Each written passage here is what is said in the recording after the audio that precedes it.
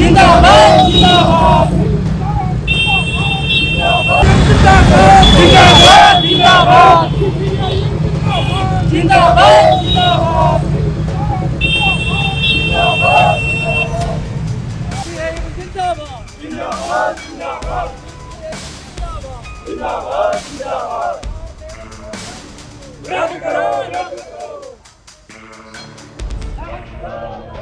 ਜਿਹੜੇ ਸਟੇਟਾਂ ਦੇ ਅਧਿਕਾਰ ਹੈ ਉਹਨਾਂ ਨੂੰ ਆਪਣੇ ਅੰਡਰ ਕਰਦਾ ਜਾ ਰਿਹਾ, ਉਸ ਤੋਂ ਖਿਲਾਫ ਵੀ ਸਾਡੀ ਇਹ ਰਹਿੰਦੀ ਹੈ। ਇਹਨਾਂ ਸਾਰੀਆਂ ਗੱਲਾਂ ਲੈ ਕੇ ਅਸੀਂ ਜਿਹੜੇ ਅਫਸੋਸ ਰਹੇ ਕੁਝ ਲੋਕਾਂ ਦਾ ਇਹ ਵੀ ਕਹਿਣਾ ਕਿ ਜਿੱਦਾਂ ਜਿਹੜਾ ਮਨਰੇਗਾ ਬਿੱਲ ਬੀਬੀਜੀ ਬਣਾਇਆ ਰਾਮ ਜੀ ਹੈ ਨਾ, ਉਹਦੇ ਵਿੱਚ ਕੀ ਆ ਕਿ ਕੁਝ ਚੀਜ਼ਾਂ ਸਹੀ ਵੀ ਆ, ਜਿੱਦਾਂ ਕਹਿ ਰਿਹਾ ਪੀਐਫ ਜਿਹੜਾ ਪ੍ਰੋਫਿਟਡ ਫੰਡ ਦੀ ਗੱਲ ਕਰਦੇ ਆ, ਕਹਿੰਦੇ ਕੁਝ ਗੱਲਾਂ ਸਹੀ ਨੂੰ ਲੋਕੀ ਨਾ ਛੱਡਦੇ ਹੋਏ ਜਿਹੜੀਆਂ ਗਲਤ ਗੱਲਾਂ ਉਹਨਾਂ ਨੂੰ ਜ਼ਿਆਦਾ ਲੋਕੀ ਫੋਕਸ ਕਰਦੇ। आप देखिए इनके जो भी कानून के फैसले होते हैं आधी रात को होते हैं। नोटबंदी हुई आधी रात को, सुबह सब बैंक के लाइन में, गैस बंदी हुई आधी रात को, सब सिलेंडर के लाइन में। ये जो भी काम करते हैं रात को ही तो करते हैं। गरीबों के और भी गरीब कर रहे हैं। ये हम लोगों को गुलाम बना देंगे। रोजी रोटी तो है ही नहीं, अब हम लोगों को नौकरी नहीं है।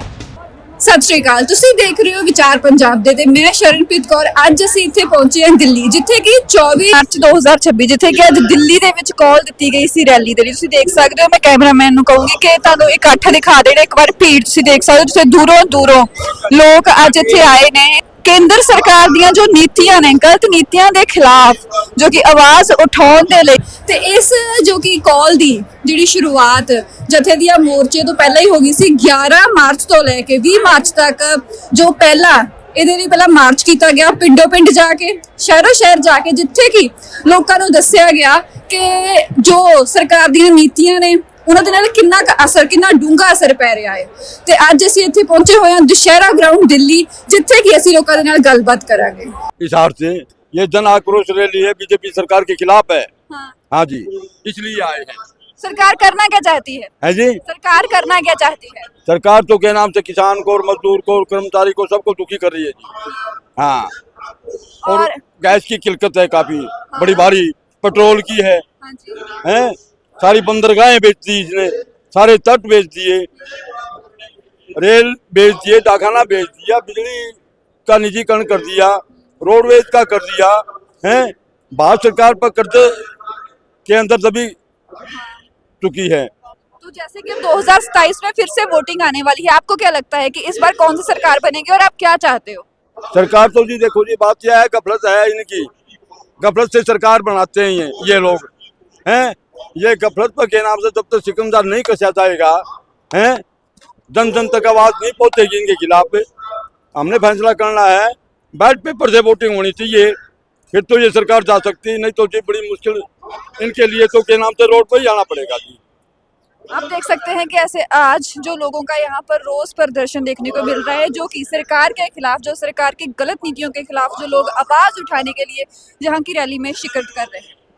ਸੋ ਤੁਸੀਂ ਅੱਜ ਇੱਥੇ ਆਉਣ ਦਾ ਮੇਨ ਮਕਸਦ ਕੀ ਹੈ? ਮੇਨ ਮਕਸਦ ਤਾਂ ਇਹੀ ਆ ਮੈਡਮ, ਜੋ ਵੀ ਇਹਨਾਂ ਨੇ ਫੈਸਲਾ ਲਿਆ ਵਾ ਉਹ ਗਲਤ ਲਿਆ ਵਾ। ਹਰ ਗਰੀਬ ਲਈ, ਨਰੇਗਾ ਲਈ, ਸਾਰੇ ਕਾਲੇ ਕਾਨੂੰਨ ਆ ਜਿਹੜੇ, ਉਹਨਾਂ ਲਈ ਅਸੀਂ ਜਾਣੀ ਦਾ ਬਰਦਾਸ਼ਤ ਨਹੀਂ ਹੋ ਸਕਦਾ। ਜਿਹੜਾ 2027 ਦੇ ਵਿੱਚ ਜਿਹੜੀਆਂ ਹੁਣ ਵੋਟਾਂ ਆਉਣ ਵਾਲੀਆਂ, ਤੁਹਾਨੂੰ ਕੀ ਲੱਗਦਾ ਕਿ ਜੋ ਇਸ ਟਾਈਮ ਸਰਕਾਰਾਂ ਕਰ ਰਹੀਆਂ, ਕਿਸ ਦੀ ਸਰਕਾਰ ਹੁਣ 2027 ਚ ਆ ਸਕਦੀ ਹੈ? ਉਹ ਸਰਕਾਰ ਤਾਂ ਜੀ ਹੁਣ ਅਵਲਖ ਦਾ ਇਕੱਠ ਦੱਸੂਗਾ, ਪਿਆਰ ਦੱਸੂਗਾ। ਕੱਲਾ ਨਾ ਤਾਂ ਮੁੱਖ ਮੰਤਰੀ ਫੈਸਲਾ ਕਰ ਸਕਦਾ ਹੈ, ਨਾ ਇਹ ਫੈਸਲਾ ਆਮ ਜਨਤਾ ਦਾ ਹੁੰਦਾ ਵਾ ਜੋ ਬੇਰੁਜ਼ਗਾਰ ਹੈ।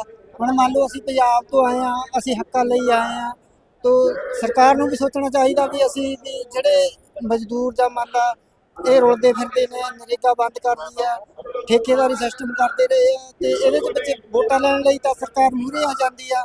ਅਤੇ ਜੋ ਵੋਟਾਂ ਦੇ ਇਹਨਾਂ ਦੇ ਹੱਕ ਆ, ਜਾਂ ਇਹਨਾਂ ਨੇ ਮਿਹਨਤ ਦੇਣੀ ਆ, ਨਾ ਲੀੜਾ ਕੱਪੜਾ ਪਹਿਨਣ ਨੂੰ, ਗਰੀਬ ਪਰਿਵਾਰ ਤੇ ਦੁੱਧ ਪੀਣ ਨੂੰ ਨਹੀਂ, ਚਾਹ ਨੂੰ ਨਹੀਂ ਗਾ, ਤੇ ਉਹ ਰੌਲਾ ਹੀ ਪਾਊਗਾ। ਬਿਨਾਂ ਰੋਏ ਤੋਂ ਤਾਂ ਬੱਚੇ ਨੂੰ ਮਾਂ ਦੁੱਧ नहीं ਦਿੰਦੀ ਗੀ। मैं बीकानेर राजस्थान से आए। राजस्थान से इतनी दूर से कैसे आना हुआ? अभी ये जो देश के अंदर जो माहौल की स्थितियाँ, परिस्थितियाँ बनी है, और ये जो असमानता की खाई बड़ी चौड़ी हो गई, इसलिए सभी को ऐलान करके यहाँ दिल्ली आना पड़ा। राज को, मोदी जी को ललकारने के लिए दिल्ली आए। जैसे देख रहे हैं जो मोदी हमारे लिए नीतियां बना रहे हैं ना, उस वो आम लोगों को बहुत ज्यादा तकलीफ दे रही है। जो आम लोगों की रोजाना की जिंदगी है उससे वो बहुत ज्यादा ऊपर नीचे हो रही है, बहुत उथल पुथल हो रही है जिंदगी में। तो आपको क्या लगता है 2027 में जो वोटिंग होगी तो इस बार जो लोग हैं किसको चुनेंगे? देखो, मोदी जी के खिलाफ में अभी पूरे देश की जनता लामबंद हो रही है, और अभी 5 राज्यों का चुनाव है, उसमें मोदी जी का पता चल जाएगा आपको कि मोदी जी कितना गए। पूरे देश को, सबको, पूरे विश्व में पता चल जाएगा। इन्होंने जो बिजली का संशोधित कानून बनाया है, बीज भी देख लिया है, किसानों के खिलाफ में मनरेगा को तोड़ मरोड़ किया है, जो एक रोजगार गारंटी का कानून था उसको तोड़ मरोड़ किया है। अमेरिका के साथ में जो व्यापार समझौता किया है वो भी आम जनता के और किसान के हित में है, इसलिए भी हम उसका भी विरोध कर रहे हैं। एग्जैक्टली जो बीज शोध वाला कानून उसमें है क्या?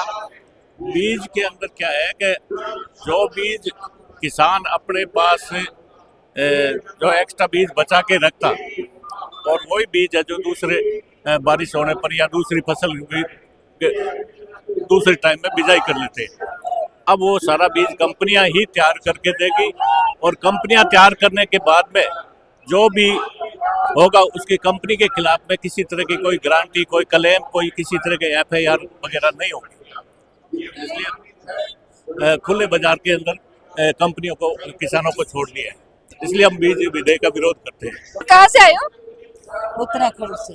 बेसिकली जो मोदी जी की जो नीतियां हैं, आप कौन सी नीतियों में ऐसा लगता है कि हाँ जो आम नागरिकों के लिए जो जिंदगी में उथल पुथल का काम कर रही है? मोदी जी कर रहे हैं। मोदी जी तो शायद अपनी जानकारी में अच्छा कर रहे होंगे, लेकिन पब्लिक को जब उस चीज से संतुष्टि नहीं मिल रही है तो वो हमारी नजर में तो गलत है ना। अब हम ये देख लो कि आशा वर्कर हैं हम लोग सारे, ठीक है। आशा वर्कर को 2018 से मोदी जी ने एक पैसा नहीं बढ़ाया, और काम इतना बढ़ा दिया है कि 59 काम 49 काम हमको करने पड़ते हैं, और लेकिन पैसे के नाम पर कुछ भी नहीं। 2018 से कोई पैसा नहीं बढ़ाया। तो ये मिली जुली है हमारी, हम C2 यूनियन से है, और जितना भी कर रहे हैं यही मांग हमेशा रहती है कि एक हमें न्यूनतम वेतन दिया जाए, निश्चित मानदेय दिया जाए, ताकि हम लोग सुचारू रूप से और अच्छा काम कर सके और अपना परिवार चला सके। यही हमारी। तो जो सरकार टेट के लिए, टीचर्स के लिए पे टेट का जो उन्होंने एक नई योजना बनाई है, और भी बहुत सी चीजें बनाई है ना। आशा वर्कर्स के लिए आप बोल रहे हो कि वो वेतन नहीं बढ़ा रहे, ये सारी चीजें सरकार अच्छे के लिए कर रही है, आपको क्या लगता है? ये इसमें अच्छाई क्या हो सकती है मैडम? हमारा परिवार नहीं चल रहा, महंगाई बढ़ती जा रही है, आपको पता है हर चीज महंगी होती जा रही, सिलेंडर महंगा, हर चीज महंगी। तो इसमें मोदी जी को अच्छाई क्या दिखाई दे रही? इसमें पूंजीपति वाले जो हैं वो तो सुखी हैं, वो कर पाएंगे, लेकिन हम जो मिडिल क्लास के लोग हैं, जैसे आशा वर्कर हैं, आंगनबाड़ी है, भोजन माता है, और मजदूर वर्ग है, वो कहाँ से कर पाएंगे? जब पर्याप्त उनको नहीं मिलेगा मानदेय तो कैसे अपना परिवार चला पाएंगे? तो उस चीज को मोदी जी अपने आप में अच्छा समझ रहे होंगे, लेकिन आम पब्लिक को कोई उसमें नहीं मिल रहा है, कुछ भी बेनिफिट नहीं मिल रहा। 2027 में जो इलेक्शंस आने वाले हैं, आप किस सरकार को देखना चाहते हो कि ये हमारे लिए अच्छा कर सकती है? देखिए मैडम, हम पब्लिक हैं, हम हर किसी से यही उम्मीद करते हैं कि जो सरकार आए वो निचले स्तर पे अच्छा काम करे। बड़े लोगों के लिए तो होता है, उनका दिखाई देता, लेकिन निचले लोगों से अगर काम करेंगे तो पब्लिक में सुधार होगा और काम भी अच्छे से होगा। आप कहाँ से आए हो? मैं यहाँ दिल्ली बसंत बिहार से आए हैं।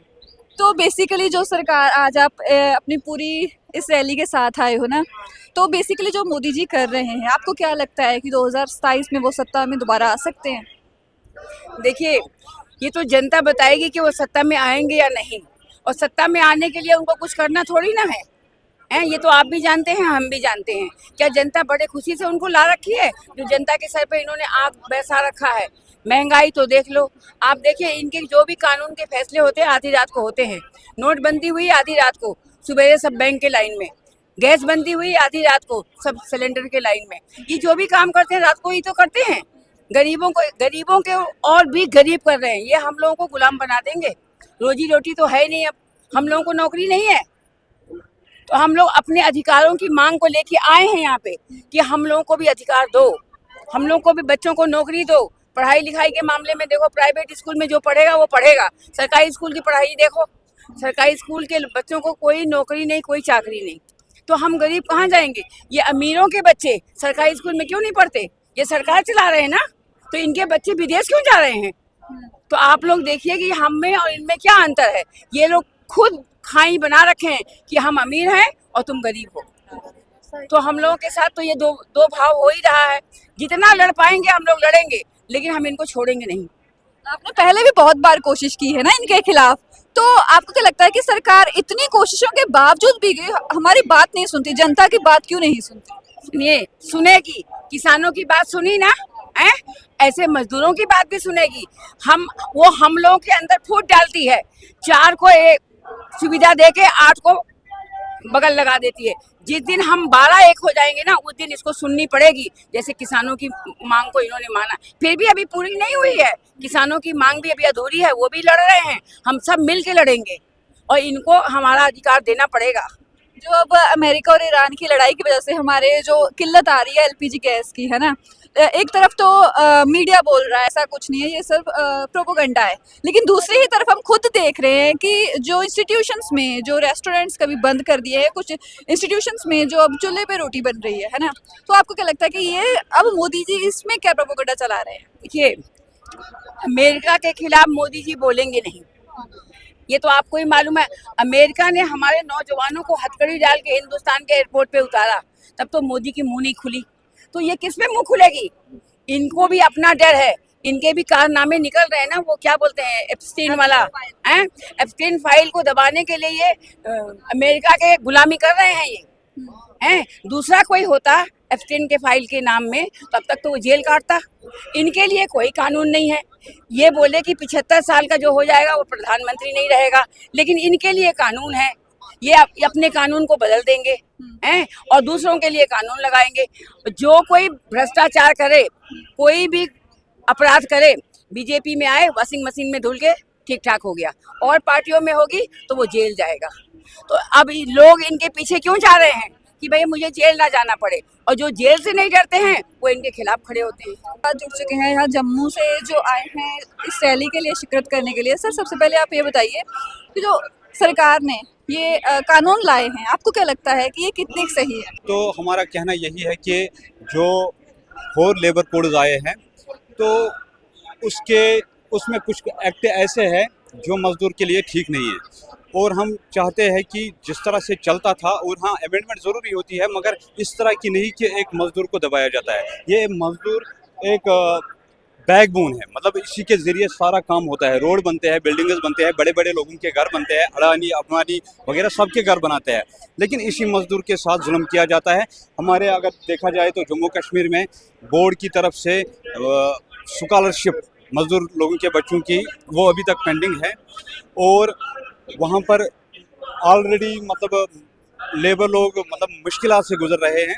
तो इसलिए आज हम इस इंडियन कॉन्स्टिट्यूशन के मुताबिक हमें हक मिलता है कि अपनी आवाज़ को रखने के लिए आज हम यहाँ रामलीला मैदान में आए हैं, और हमें उम्मीद है कि इस जलसे के ज़रिए हमारे लेबर लोगों के लिए बहुत कुछ अच्छा ठीक होगा। ये तो हमारी आज एक कॉल थी ना दिल्ली में, लेकिन इससे पहले भी हमने बहुत सी कोशिश करी है कि हमारी जो आवाज़ सरकार तक, पब्लिक की जो आवाज़ सरकार तक पहुंच पाए, लेकिन सरकार उन पर कुछ करती नहीं है। आपको ऐसा क्यों लगता है कि ऐसा क्यों हो रहा है? देखो मैडम, ट्राई तो ज़रूरी करनी होती है, एक ही बार में सब कुछ मतलब चेंज नहीं हो जाता है। हम मज़दूर लोग हैं, जिस दिन सारा मज़दूर एक बार जाग जाएगा, तो मेरे ख्याल से हिंदुस्तान में कोई भी मज़दूर, कोई भी पार्टी मज़दूर के साथ नहीं लड़ सकता है। ये क्लियर सी बात है। जिस दिन मज़दूर एक हो जाएगा तो मज़दूर लोगों की सारी डिमांडें खुद ब खुद पास हो जाएंगी।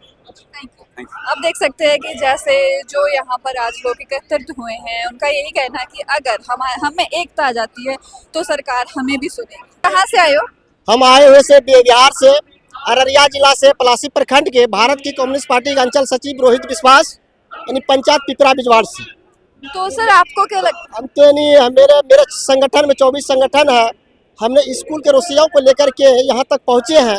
मेरा कहना है कि इन रोसियों दीदी को 1000 में काम किया, उसके बाद हमने कई धरना प्रदर्शन दिया, अंचल और जिला यानी पटना में दिए, उसके बाद 250 और 1250 हुआ। इसी प्रकार से कई प्रत्येक साल पर धरना प्रदर्शन देते हुए 1500 तक आया। उसके बाद एक बार धरना प्रदर्शन पटना में दिए, 150 रुपया बजा, ये 1650 हुआ। और उसमें हमने 4 लाख का बीमा प्राप्ति हुई।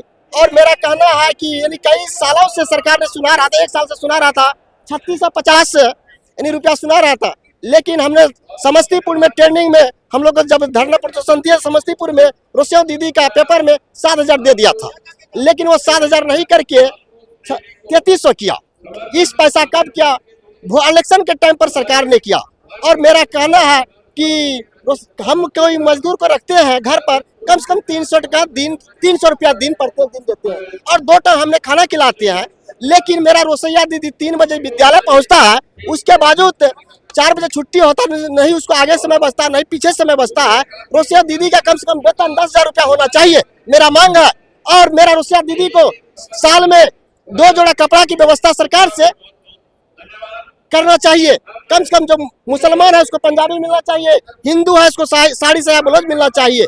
और मेरा इतना ही नहीं कहना है कि और कहना है, कम से कम हमारे रोसैया दीदी की व्यवस्था सरकार से अच्छी ढंग से होना चाहिए। अरे हमें कई जिलों से फोन किया था, सर देखिए हमारे विद्यालय में ब्लॉक से खाना बन करके आता है, और ब्लॉक से जब खाना बन करके आता है ठंडा मिलता है, बसिया मिलता है। लेकिन मेरा सरकार से प्रार्थना है कि कम पैसा मेरा रोसैया दीदी काम किया है, लेकिन अभी ब्लॉक में खाना नहीं बने। यदि ब्लॉक में खाना बनेगा तो कम जब ब्लॉक से खाना बनकर विद्यालय में आएगा तो रोसैया का कौन सा जरूरत है?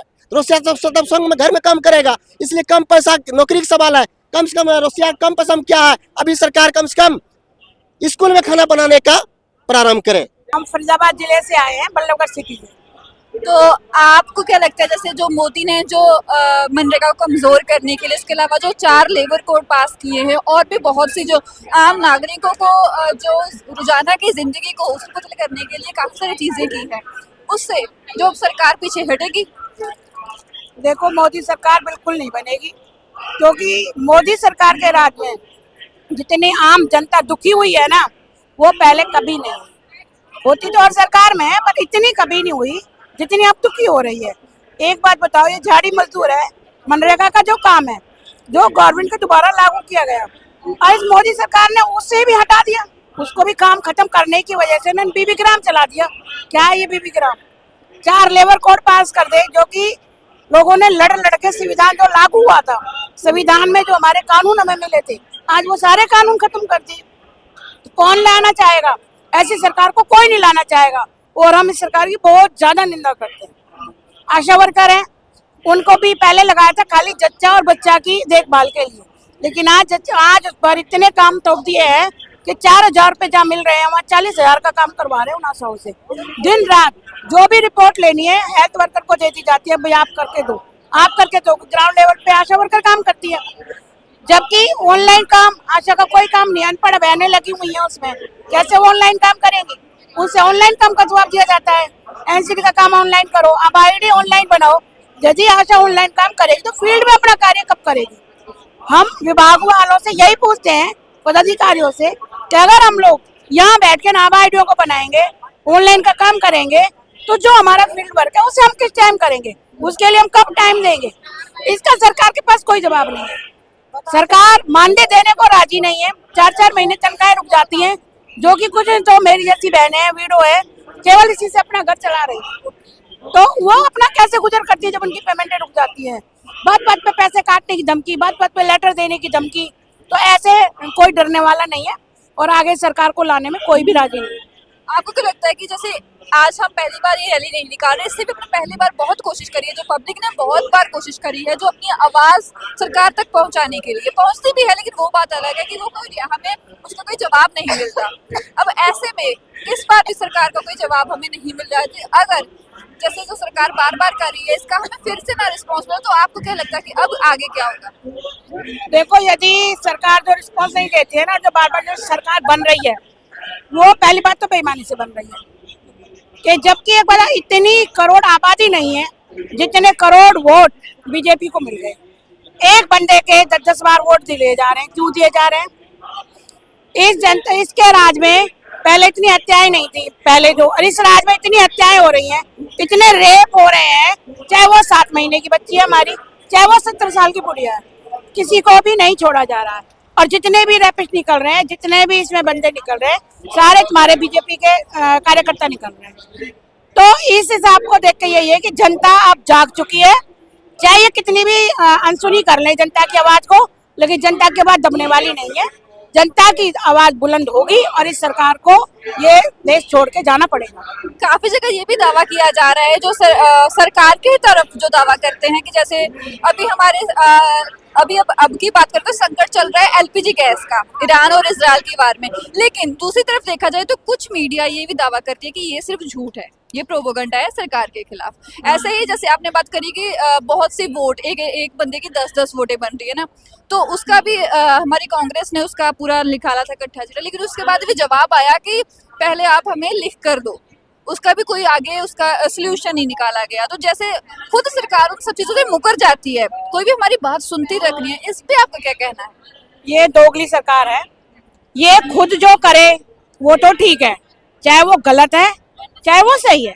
यार जनता किसी गलत आवाज के लिए, गलत चीज के लिए भी आवाज अगर उठाती है तो उसको देशद्रोही कह दिया जाता है। ऐसे देशद्रोही कहने से कोई देशद्रोही नहीं बनता है। जो आजकल गैस का संकट चला हुआ है, मैं उसकी खुद दावेदार हूँ।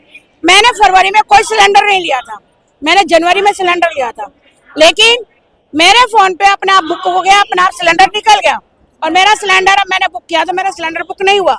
22 मार्च के बाद मेरा सिलेंडर बुक होने की मुझे डेट दी गई। मैंने वो 22 मार्च को दोबारा बुक किया तो मेरा 22 को बुक होता है 23 की सुबह 10 बजे से पहले, 10 बजते नहीं है मेरा सिलेंडर डिलीवर हो जाता है। उसके बाद मैं कल एजेंसी गई हूँ, दोबारा 2.5 घंटे वहाँ लाइन में लगी हूँ, तब मेरी पर्ची वहाँ काट के दी गई है और आज 3 घंटे बेटा लाइन में लगा हुआ है जब सिलेंडर मिला हुआ है। ये भी सिलेंडरों की कोई कहीं से कहते हैं ना कमी नहीं है, ये माफियाओं ने कमी की हुई है। मुझे गली में एक बंदा मिला, वो क्या कहता है, पूरी उसकी गाड़ी थी सिलेंडर की, तो मेरे भतीजे ने उसे पूछा कि भाई आप सिलेंडर दे दोगे? कह रहा हाँ दे देंगे। तो कह रहा ये रहा पर्ची, कह रहा ये तो पर्ची पे 915 का है। हम पर्ची पे नहीं देते हैं, हम तो वैसे दे रहे हैं जिनकी होम डिलीवरी है ब्लैक वालों की है। तो मैं कैसे कह दूं कि गैस की कमी है? उन ब्लैक वालों को कहाँ से मिल गई बड़ी गाड़ी लेके गली में घूम रहे हैं। यदि मैं उसे 3500 रुपए दे देती तो मुझे चुप सिलेंडर दे देता। तो अगर इस तरह हमारी जनता जागरूक है, वो ब्लैक से नहीं लेगी, लाइनों में लग के वहाँ लड़े और अपनी आवाज उठाए तो गैस मिलेगी भी और इस सरकार को झुकना भी पड़ेगा और अपनी बात को इसको समझना पड़ेगा कि हाँ ये गलत कर रहे हैं।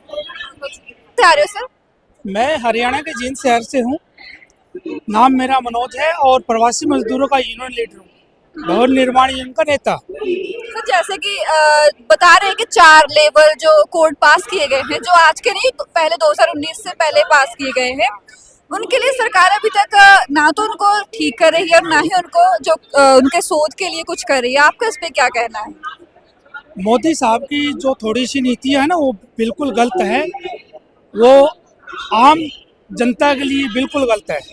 मोदी साहब की तो उम्र पूरी हो चुकी है, अब इनका 1 मिनट का नहीं पता किस समय ये चले जाए, धरती से चले जाए या अपना झोला उठा के कहीं और दूसरे देश में चले जाए। पर नई जनरेशन जो है उनका सर्वनाश करके चले जाएंगे। इनको ये नहीं पता कि देशवासियों के और औरों का गुलाम बढ़ा के देशवासियों को चले जाएंगे, ये बेहद आम जनता के लिए बेहद गलत है। तो मोदी साहब को थोड़ा सोचना होगा। देखो, जिस देश में मोदी ने अनाज खाया है और उसी देश के अनाज कमाने वाले को, उगाने वाले को उसका सर्वनाश करने पर उतरे हैं। नहीं मोदी साहब, हम रिक्वेस्ट करते हैं आपसे, आप गलत कर रहे हैं, ऐसा मत करो। गुलामी का दौर हमारे बुजुर्गों ने देखा है, हमारे परदादाओं ने देखा है, हमारे दादाजी ने देखा है। और आपकी जानकारी के लिए बता दूं, हमारे परदादा हरियाणा के खजाना मंत्री सुभाष चंद्र बोस के, रूस की सेना के सैनिक और खजाना प्रभारी हरियाणा के थे। और हमारे दादाजी भारतीय सेना में सैनिक, हमारे दादा और परदादा ने इतनी जिम्मेवारी निभाई, हमारे दादा और परदादा ने इतनी जिम्मेवारी के साथ अपना कार्य किया। क्यों किया? हमारे आज़ादी के लिए किया। आज़ादी हमें ऐसे नहीं मिली, खैरात में नहीं मिली। और आप मोदी साहब थोड़ा समझ जाइए। आप खैरात में लोगों को चीजें बांट रहे हो, अडानी को, अंबानी को, हमारी यहाँ से गर्दन दे रहे हो हाथ में। अनाज नहीं उगेगा, बाहर की कंपनी आएंगी तो कैसे अनाज उगा पाएंगे, कैसे उगा पाएंगे? ये तो थोड़ा सोचो मोदी साहब, जिस देश का खाया है उस देश का भला करने की कोशिश कीजिए।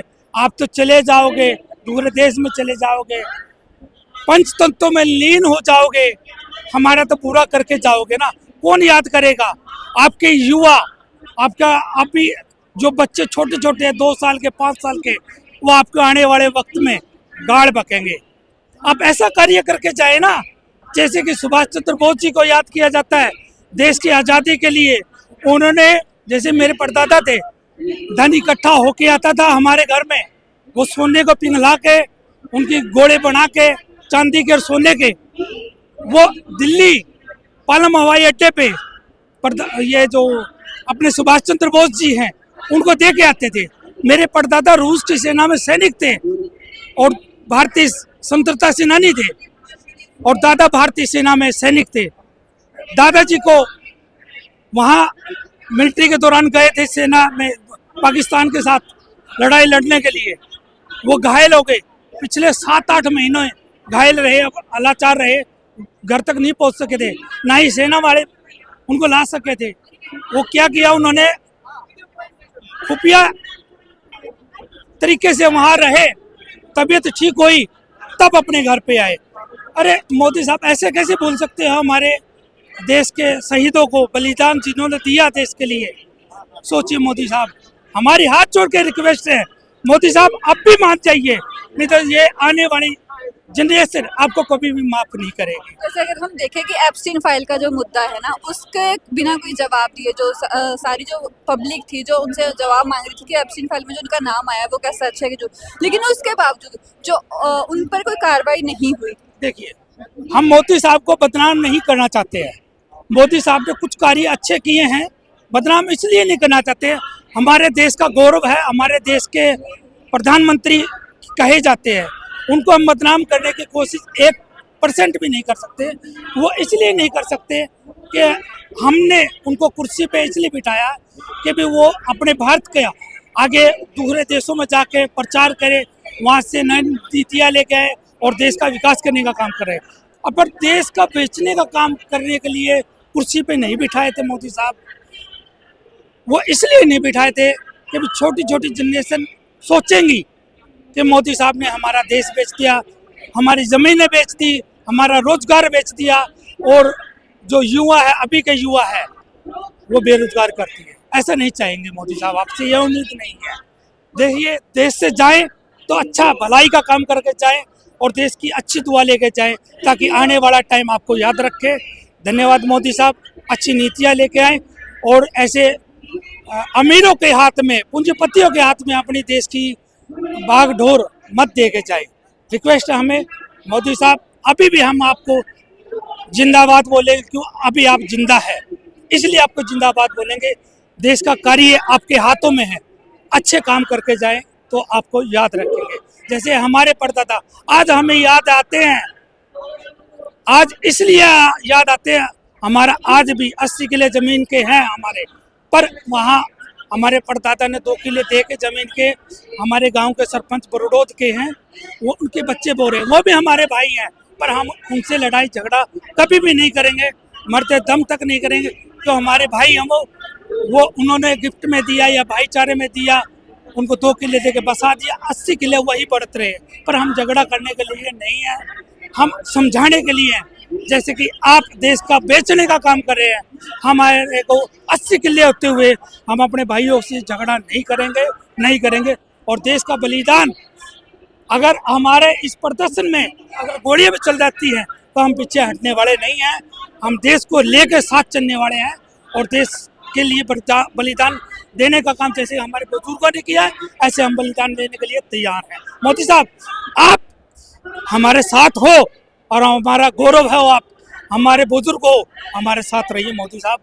ये देश के मजदूर के, किसान की यही एक रीत है और नीति है, आपको समझाना चाहते हैं। जय हिंद, लाल सलाम सभी साथियों को, लाल सलाम। जिले से आए। आपकी ये क्या मांगे? हाँ जी, आपकी ये क्या मांगे हैं? हमारी ये मांगे जो मजदूर किराए पर रहते हैं उनको मकान मिलना चाहिए। इसलिए उनको प्रधानमंत्री जी से मैं अपील करता हूँ कि वो कई पार्टी आई हैं देश के अंदर, कई पार्टियों ने राज किया है, कई प्रधानमंत्री आए, उन्होंने इसके बारे में कोई नहीं सोचा। भाई मजदूर जो कुछ मजदूरों के पास मकान नहीं, रहने के लिए जगह नहीं, इसलिए वो परेशान है। वो सोचते हैं भी कोई हमारे देश में बढ़िया से बढ़िया प्रधानमंत्री आए और हमारी ये सुने, इसलिए वो बड़े परेशान है। इसलिए वो अपने बच्चों को ठीक ढंग से नहीं पढ़ा पाते, इसलिए मकान मालिक का किराया हर महीने उनको तंग करता है। आए दिन मकान मालिक का झगड़ा प्रसाद ऐसी ऐसी बातें होती हैं। उनके मकान मालिक किराया ना देने के कारण उनका सामान भी जब्त कर लेते हैं। मजदूरों की मांग पत्र में है क्या इस पत्र में? मजदूरों के मांग पत्र में है ये भी मजदूरों को जिन मजदूरों के पास मकान नहीं, जो किराए पर रहते हैं, उनका प्रधानमंत्री की मीडिया सर्वे करे और वहां जाके देखो भी कितने मजदूर किराए पर रहते हैं उनका। और जो वहाँ की सरकार है, जैसे कि हरियाणा की सरकार है, वहाँ के मीडिया और वहाँ के मुख्यमंत्री इसको अनदेखी करते हैं और उसके बारे में कोई भी बात नहीं करते और जितना भी पैसा जाता है मजदूरों का वो खा जाते हैं। तो इसीलिए मैं प्रधानमंत्री जी से अपील करता हूँ कि सीधे से सीधे आपकी जो मीडिया है आप वहाँ भेजें मीडिया को, या आपका कोई ऑफिसर भेजें, सर्वे करवाओ, सर्वे करवाने का काम करो और प्रधानमंत्री जी को ये रिपोर्ट दो भी कितने मजदूर किराए पर रहते हैं जिसके पास घर नहीं। और जो भी मुख्यमंत्री आए उन्होंने इसको दबाने का काम किया। अभी तक भी हमारे देश के अंदर किराए पे मजदूर हैं, शहरों में रहते हैं, दिहाड़ी करते हैं, बेचारे मुश्किल से अपने बच्चों को पालते हैं, इसलिए वो अपने बच्चों को भी नहीं पढ़ा पाते, इसलिए वह बेचारे परेशान रहते हैं, पढ़ाई में ही परेशान रहते हैं। तो आपने ये मांग पत्र कब दिया था? यह मांग पत्र अभी देने आए हम। हाँ, तो इसलिए मैं प्रधानमंत्री जी से कहना चाहता हूँ कि ये मांग हमारी बिल्कुल ही सही है और इसको लागू करने की कृपा करें। जितने मजदूर भाई, ये सबसे मकसद तो ये मसला है, इसमें आप भी देखो भी इसके अंदर जिन मजदूरों के पास घर नहीं, आधे मजदूर बेचारे किराए पे भटकते फिरते हैं, उनके बर्तन मकान मालिक भगा देते हैं बड़े बड़े, तो बेचारे हर महीने तक ये इंतजार करते हैं भी सरकार कुछ करे इसके बारे में। तो अभी तक भी कोई भी सुनवाई नहीं, हरियाणा के अंदर किसी मजदूर को मकान या प्लाट नहीं मिला जो शहर के अंदर। आप ये मांग पत्र किसको देके जाओगे और कहाँ देके जाओगे? ये मांग पत्र प्रधानमंत्री जी को देना है। हाँ, ये देना है। ठीक है। हाँ, तो जैसे जो 4 लेबर कोड कानून पास किए हैं, आपका उस पे क्या कहना है? लेबर कोड पे हमारी मजदूरी से जितने जो मजदूर भाई है जिनकी कापी नहीं बनी, वो इस योजना से वंचित है, उनकी कापी बनाई जाए लेबर की। जैसे प्रचार करा क्या मोदी साहब ने कि अच्छे दिन आएंगे, अच्छे दिन आए कुछ लोगों के, आम गरीब आदमी आ रहे, मेहनत करने वाले लोग आ रहे हैं यहाँ, ठीक है। और महंगाई इतनी हो गई कि मोदी रोज झूठ बोल रहा है, ऐसे कर दिया, विकास कराया बड़े पूंजीवाद चाहता है वाणी का, लेकिन मुनाफा उनका है जो 1650 करोड़ रुपए एक दिन मांगनी होती है, लेकिन मजदूर आदमी के पास तो खाने के लिए राशन भी नहीं मिल रहा। ठीक, अच्छे दिन आने की बात करिए, अच्छे दिन कुछ लोगों के आए, हमारे नहीं आए हैं। इस बात को ले रोजगार खुले ना, नौकरियां पाबंदी लगा रखी है, ठेका प्रथा कर दिया किसने, जो कौशल देख रखे है, लेकिन कोई भी नौकरी बन रहा है, बेरोजगार फंड लग रहे हैं, लेकिन झूठ बोल रहा है लगातार, कोई विकास का काम नहीं है। हर साल के 2 करोड़ मकान बना दिए, ये भाई तो कह रहा था मकान कुछ नहीं, मकान झूठ बोल रहा है, हर साल ये कहे 2 करोड़ रोजगार दे दिए, युवा बालक खंड लग रहे, कोई रोजगार नहीं है। ये रोजगार के सवाल को लेकर हमारी सीपीएम पार्टी की रैली है यहाँ, इस मांग को मांग पत्र देने के लिए आए हैं। अगर ये हमारे सुन ली तो ठीक से, नहीं आने वाले समय में इस मोदी को चलता करते हैं यहाँ से। आपसे पहले भी बहुत सी, जैसे आज हम रैली निकाल रहे हैं, इससे पहले भी बहुत सी रैली निकली, हम बहुत से जो मांग पत्र तक सरकार को दिए गए, लेकिन अभी तक उस पर कोई भी काम नहीं हुआ। आपको क्या लगता है कि इस बार आपकी सुनी जाएगी? अगर नहीं सुनी जाएगी विदेशों की सुनी जाएगी। जहाँ व्यापार का समझौता करके आ गया, हमारा तो अमेरिका तो रेडू है, प्रधानमंत्री बोल नहीं रहा। अब इतनी महंगाई होगी, गैस के ऊपर इतनी महंगाई का गरीब आदमी को सिलेंडर नहीं मिल रहा, लाइन में लगना पड़ रहा है, लेकिन कोई तोड़ा नहीं हमारे देश के अंदर। लेकिन जानबूझ के बदमाशी है, मोदी तो देश को बेच आया अमेरिका को, इसलिए यहाँ हमारे कमी हो रही है। कमी हमारे से नहीं है, देश में हमारे हिंदुस्तान के अंदर सत्ता का विकास है, ठीक है, लेकिन ये व्यापार तो कर रहा है जो देश को बेचने वाला है। इसलिए हमारे विरोध में यही है कि ये व्यापार खोला जाए और सबको सुरक्षा मिले, सबको गारंटी हो। ये सभी धर्मों का देश है।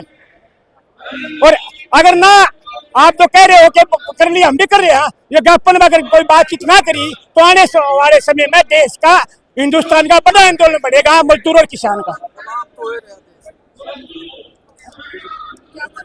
ये देश आप आजाद करें, आजाद नहीं है जी। आजादी होती तो ऐसे नहीं अपन धक्के खावा। ये तो कुछ आदमियों के लिए आजादी है जो पूंजीपति है पूरे। आज हमारा देश के अंदर आप तो रोज ये खबर देखो, रोज आप ही छापो और आप ही बता रहे हो देश को। हम सबसे बड़ी बात यह है कि जो आज पत्रकार हैं हम उनका धन्यवाद करते हैं।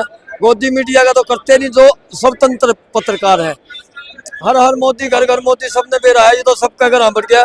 पहला नोट बंद करे तो नोट बंद करने में वीर मर्दों का रोड़ा होया जी, कहीं आगे तो घर छूट गए। अब सिलेंडर की त्राई मैत्री आपने पता है, महंगाई है, और मोदी का नाम अब क्या लिया, पत्रकार और सारे बोल रहे कहाँ नाम आ रहा। देखो इतना घटिया नाम आने के बाद भी फिर भी जिंदे हैं।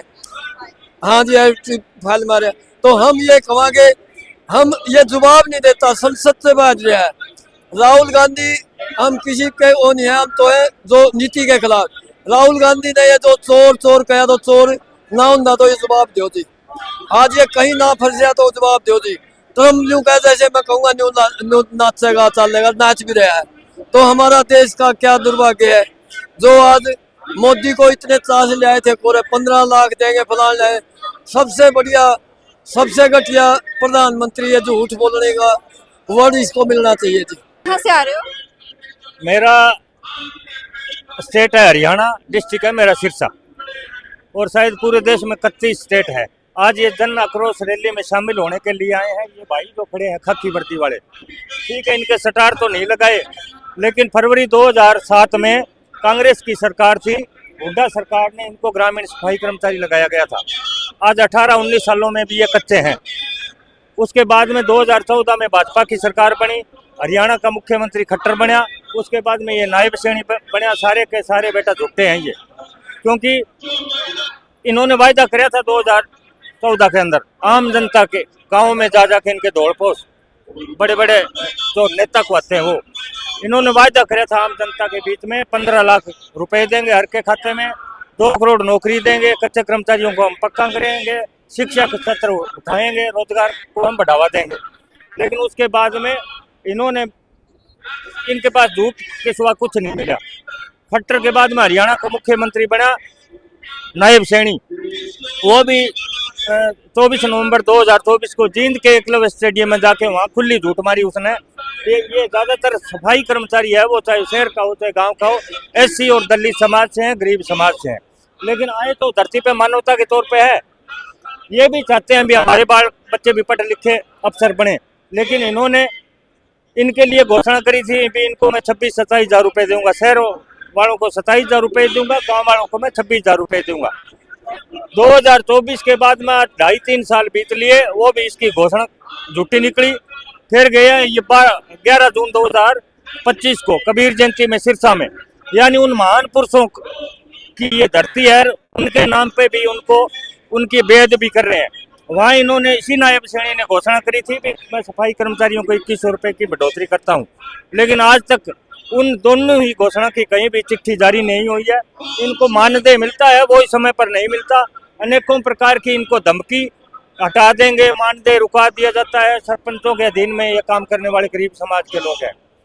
जबकि हमारी CITU यूनियन का मैं सदस्य हूँ, शिव मंडल राज्य का सदस्य हूँ, आल सफाई कामगार संघर्ष समिति का सदस्य हूँ, डबाड़ी मंडी का मैं ब्लॉक का प्रधान हूँ, जिले का सचिव हूँ। इसलिए इस पूरे देश की जन आक्रोश रैली में हम शामिल होने के लिए आए हैं। बिहार तो मोदी के ऐन कान के पास में आके बैठे हैं। ये गरीबों की बात सुन ले भाई, आपका ये देख लिया हमने, डिजिटल इंडिया, स्मार्ट इंडिया, और ये आज हमारे बच्चे, हमारी बहन बेटियों की बेअदबी, हमारे स्वास्थ्य, शिक्षा और रोटी रोजगार छीना जा रहा है।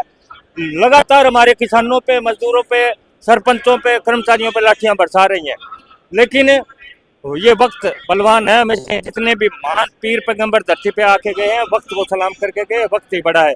इसकी ज्यादा मोदी की जुमलेबाजी चलने वाली नहीं है। इसलिए अभी ये चेतले तो ठीक, आज पूरी देश की जनता यहाँ दिल्ली में रामलीला मैदान में इकट्ठी हुई है।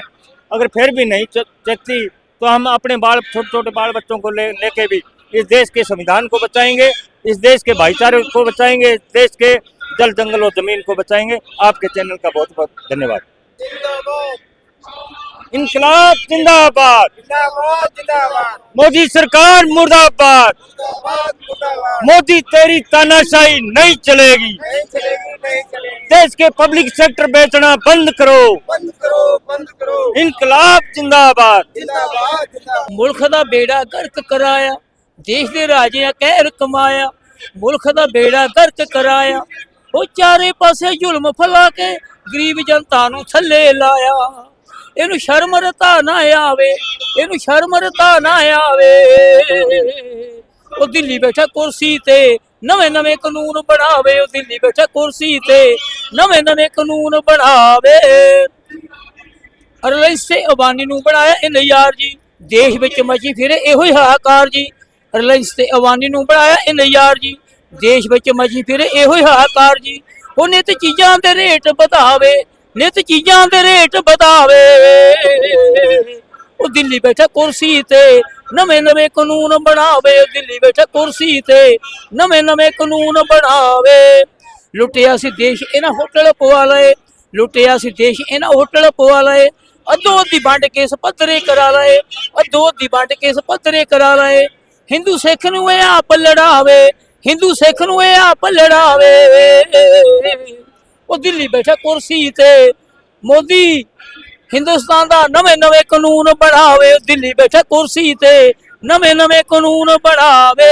जेड़ा कड़ा नौकरी है नहीं, आईलेट्स करके यूके इंग्लैंड कनेडा जा रहे आ, उत्थे की लिखिया मैं, वो कीतियां पढ़ाइयां दा ना पवे कोई मुल ना, कीतियां पढ़ाइयां दा ना पवे कोई मुल ना। हर पासे बैन लगा किसे पासे खुलना, हर पासे बैन लगा किसे पासे खुलना। भविख पढ़िया दा हो गवावे, भविख पढ़िया दा हो गवावे। ओ दिल्ली बैठा कुर्सी ते मोदी नवे नवे कानून बनावे, ओ दिल्ली बैठा कुर्सी ते नवे नवे कानून बनावे। जहां पर हम देख रहे हैं कि जो आज मोदी के खिलाफ जो उसने जो कुछ नीतियां बनाई उसके खिलाफ आज प्रदर्शन चल रहा है, आपका इस पे क्या कहना है? हमारा ये है, जो मोदी सरकार है ये आई है जब से जनता को लोच रही है, परेशान कर दिया सभी को, बड़ा है कोई छोटा है, किसान है, मजदूर है, सब बर्बाद कर रखे हैं। सारा भारत लोच को भगा दिया इस मोदी सरकार ने। ई भी मोदी हुआ कानून लाने लाग रही है, 13 महीने आंदोलन चल रहा था, जमीन डाले पर ताज छोड़े थे। मैं किसानों की बात समझ नहीं पाया, मैं गलती मानू, वह गलती थी न मान के जनता ठा दी, ये दोबारा फिर शुरू कराया गया है। इसलिए करा भैया तो मोदी हमारे कानून वापस ले ले, बिजली बिल से वो सम्राट वो लाओ है मीटर वह नहीं लागने चाहिए, या तो इन वापसी कर ले, और नहीं तो भाई पहले से भी ज्यादा भयंकर यो आंदोलन शुरू होगा। ये है ਜਿਹੜੇ ਸਟੇਟਾਂ ਦੇ ਅਧਿਕਾਰ ਹੈ ਉਹਨਾਂ ਨੂੰ ਆਪਣੇ ਅੰਡਰ ਕਰਦਾ ਜਾ ਰਿਹਾ, ਉਸ ਤੋਂ ਖਿਲਾਫ ਵੀ ਸਾਡੀ ਇਹ ਰਹਿੰਦੀ ਹੈ। ਇਹਨਾਂ ਸਾਰੀਆਂ ਗੱਲਾਂ ਲੈ ਕੇ ਅਸੀਂ ਜਿਹੜੇ ਅਫਸੋਸ ਰੈਲੀ ਕਰਦੇ। ਕੁਝ ਲੋਕਾਂ ਦਾ ਇਹ ਵੀ ਕਹਿਣਾ ਕਿ ਜਿੱਦਾਂ ਜਿਹੜਾ ਮਨਰੇਗਾ ਵੇਲੇ ਵੀਬੀਜੀ ਬਣਾਇਆ ਰਾਮ ਜੀ ਹੈ ਨਾ, ਉਹਦੇ ਵਿੱਚ ਕੀ ਆ ਕਿ ਕੁਝ ਚੀਜ਼ਾਂ ਸਹੀ ਵੀ ਆ, ਜਿੱਦਾਂ ਕਹਿ ਰਿਹਾ ਪੀਐਫ ਜਿਹੜਾ ਪ੍ਰੋਫਿਟਡ ਫੰਡ ਦੀ ਗੱਲ ਕਰਦੇ ਆ, ਕਹਿੰਦੇ ਕੁਝ ਗੱਲਾਂ ਸਹੀ ਨੂੰ ਲੋਕੀ ਨਾ ਛੱਡਦੇ ਹੋਏ ਜਿਹੜੀਆਂ ਗਲਤ ਗੱਲਾਂ ਉਹਨਾਂ ਨੂੰ ਜ਼ਿਆਦਾ ਲੋਕੀ ਫੋਕਸ ਕਰਦੇ। ਤੁਹਾਡਾ ਇਹ ਤੇ ਕੀ ਕਹਿਣਾ? ਜਿਹੜਾ ਇਹਨਾਂ ਨੇ ਬੀਬੀਜੀ ਰਾਮ ਬਣਾਇਆ ਨਾ, ਉਹਦੇ ਵਿੱਚ ਪਹਿਲਾਂ ਤਾਂ ਉਹਨਾਂ ਨੇ ਇਹੀ ਚੱਕਤਾ ਵੀ ਜਿਹੜਾ ਕਾਨੂੰਨ ਦੇ ਵਿੱਚ ਗਰੰਟੀ ਸੀਗੀ, ਜੇ ਤੁਹਾਨੂੰ ਕੰਮ ਜਿਹੜਾ ਨਾ ਉੱਥੇ ਦਾ ਪਿੰਡ ਦਾ ਬੰਦਾ ਮੰਗ ਸਕਦਾ ਸੀ ਵੀ ਮੈਨੂੰ ਲੋੜ ਹੈ ਕੰਮ ਦੀ, ਹੁਣ ਤਾਂ ਉਹ ਮੰਗ ਨਹੀਂ ਸਕਦਾ ਉਹਦੇ ਤਹਿਤ। ਜੇ ਉਹ ਨਹੀਂ ਵੀ ਪੰਚਾਇਤ ਦਿੰਦੀ ਸੀ, ਨਹੀਂ ਵੀਡੀਓ ਦਿੰਦਾ ਸੀ ਉਹਨਾਂ ਨੂੰ ਕੰਮ, ਤਾਂ ਉਹ ਕੋਰਟ 'ਚ ਜਾ ਕੇ ਉਹਨਾਂ ਨੂੰ ਬੇਰੁਜ਼ਗਾਰੀ ਭੱਤਾ ਦੇਣਾ ਪੈਂਦਾ ਸੀਗਾ। ਜੇ ਬੇਰੁਜ਼ਗਾਰੀ ਨਹੀਂ ਦਿੰਦੇ, ਭੱਤਾ ਨਹੀਂ ਦਿੰਦੇ ਸੀ, ਤਾਂ ਉਹ ਕੋਰਟ 'ਚ ਜਾ ਸਕਦੇ ਸੀ। ਹੁਣ ਇਹੋ ਜਿਹਾ ਕਾਨੂੰਨ ਕੋਈ ਨਹੀਂ ਰਿਹਾ, ਉਹ ਖਤਮ ਹੋ ਗਿਆ। ਜਦੋਂ ਤੁਹਾਡੇ ਕੋਲ ਕਾਨੂੰਨੀ ਤੌਰ ਤੇ ਕੋਈ ਅਧਿਕਾਰ ਨਹੀਂ, ਫਿਰ ਤੁਸੀਂ ਉਹਨੂੰ ਲਾਗੂ ਕਿਵੇਂ ਕਰਾਵੋਗੇ? ਸੋ ਇਹ ਗੱਲ ਹੈ ਵੀ ਉਹ ਸਾਰਾ ਕੁਝ ਗਲਤ ਹੈ, ਉਹਦੇ ਤਹਿਤ ਉਸਨੂੰ ਖਤਮ ਕਰਨਾ ਹੈ ਇਹਨਾਂ ਨੇ, ਕਿਉਂਕਿ ਜਿਹੜਾ ਬਜਟ ਹੈ ਉਹ ਪਹਿਲਾਂ ਹੀ ਘਟਾਉਂਦੇ ਜਾ ਰਹੇ, ਹਰੇਕ ਸਾਲ ਇਹਨਾਂ ਨੇ ਬਜਟ ਘਟਾਇਆ ਅਮਰੀਕਾ ਦੇ ਲਈ, ਹੁਣ ਉਹਨੂੰ ਤੋੜ ਕੇ ਆਪਣੇ 60% ਤੇ ਆ ਗਏ। ਇਹ ਪਹਿਲਾਂ ਵੀ ਅਸੀਂ ਦੇਖਿਆ ਵੀ ਜਿਹੜੀ ਪਿੰਡ ਦੀ ਪੰਚਾਇਤ ਵੀ ਹੁੰਦੀ ਸੀ, ਜੇ ਉਹ ਮੈਚਿੰਗ ਗ੍ਰਾਂਟ ਕੋਈ ਆ ਗਈ, ਜੇ ਪਿੰਡ ਦੀ ਪੰਚਾਇਤ ਉਸ 'ਚ ਮੈਚਿੰਗ ਪੈਸੇ ਪਾਉਂਦੀ ਸੀ ਤਾਂ ਉਹਨਾਂ ਨੂੰ ਮਿਲਦੀ ਸੀ, ਨਹੀਂ ਤਾਂ ਫਿਰ ਉਹ ਸਰਕਾਰ ਹੱਥ ਖੜੇ ਕਰਦੀ ਸੀ। ਹੁਣ ਜਿਹੜੇ 40% ਹੈ ਉਹ ਸਟੇਟ ਸਰਕਾਰਾਂ ਨੇ ਨਹੀਂ ਅਫੋਰਡ ਕਰ ਸਕਣੇ, ਇਸ ਲਈ ਬਿੱਲ ਆਪਣੇ ਆਪੇ ਖਤਮ ਹੋ ਜਾਣਾ, ਲੋਕਾਂ ਨੂੰ ਰੁਜ਼ਗਾਰ ਮਿਲੇਗਾ। आप कहाँ से आ रहे हैं सर? मैं हनुमानगढ़ बाधा तहसील से हूँ जी, रणवीर झाझड़िया। आपका क्या कहना है जो मोदी सरकार की ये नीतियां बनाई हैं और जिनके खिलाफ आज रैली निकाली जा रही है, आपका इन पर क्या कहना है? मेरा कहना है कि जन विरोधी नीतियां हैं जो उनको वापस ले, किसान विरोधी, मजदूर विरोधी ये नीतियां हैं। पूंजीपतियों की ये सरकार है, पूंजीपतियों को पक्ष की बात करती है, पूंजीपतियों के खिलाफ कुछ बोलती नहीं है। बात हमारा कहना है कि वो जो नीतियां जो बनाई है ना, किसानों के, मजदूरों के, गरीब आदमी के हित की होनी चाहिए। आम आदमी के सांप्रदायिकता फैलाते हैं, हिंदू मुसलमान करते हैं, जात पात में फैलाते हैं, यही है इनके, हम तो इसके खिलाफ है। तो जैसे जो आज हम तो पहली बार इनके खिलाफ जा रहे हैं, हमने पहले भी बहुत से रोज प्रदर्शन करे हैं, बहुत सी रैलियां निकाली, लेकिन पहले भी हमारी बात नहीं सुनी गई। तो आपको लगता है इस बार हमारी सरकार सुनेगी? सुनेगी नहीं सुनेगी तो देखो ये इनका काम है, तो हमारा काम तो देखो कहना है। हम तो लोगों को समझा रहे हैं, जनता को बता रहे हैं कि देखो इनकी अंधभक्ति के चक्कर में न मत पड़ो। हम देखो गरीब मजदूर जो निचला जो तबका है ना, उसके पक्ष की बात नहीं करती। ये सारा कुछ सौदा बेच दिया, रेल बेच दी, पानी बेच दिया, हवाई जहाज बेच दी, ये तो बेच के जा रहे हैं। आम आदमी के लिए सारा अड़गत वो हो रहा है। जब मोदी सरकार आई थी 500 रुपये का सिलेंडर कह के आई थी, 15 लाख रुपए खाते में देने के आई थी। अब वो सिलेंडर 1500 में 5000 में नहीं मिल रहा। आज की वजह ये है। आप कहाँ से आ रहे हो? भादरा, हनुमानगढ़, राजस्थान से, जासल गाँव से। तो बेसिकली जो आज हम सरकार के खिलाफ जिन चीजों के लिए विरोध कर रहे हैं, आपको लगता है सरकार इस बार हमारी सुनेगी? देखो कोशिश है, लड़ने वालों की तो जीत होती है, शायद सुन भी ले। वैसे वेरी गुंगी सरकार है, दोहरा मानेंगे थोड़ा।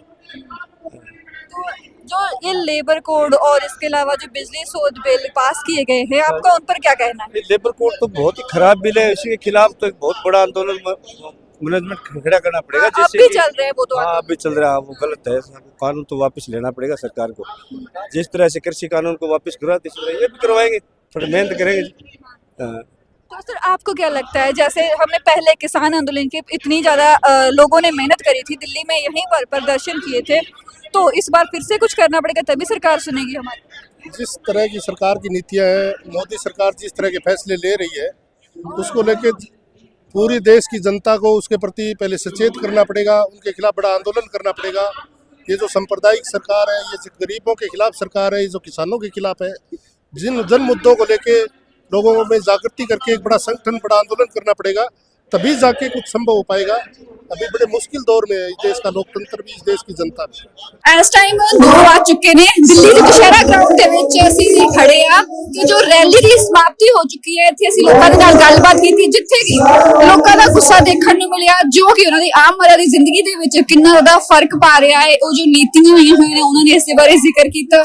मैं शरणप्रीत कौर, विचार पंजाब दे नाल कैमरामैन सूरज दे नाल। धन्यवाद।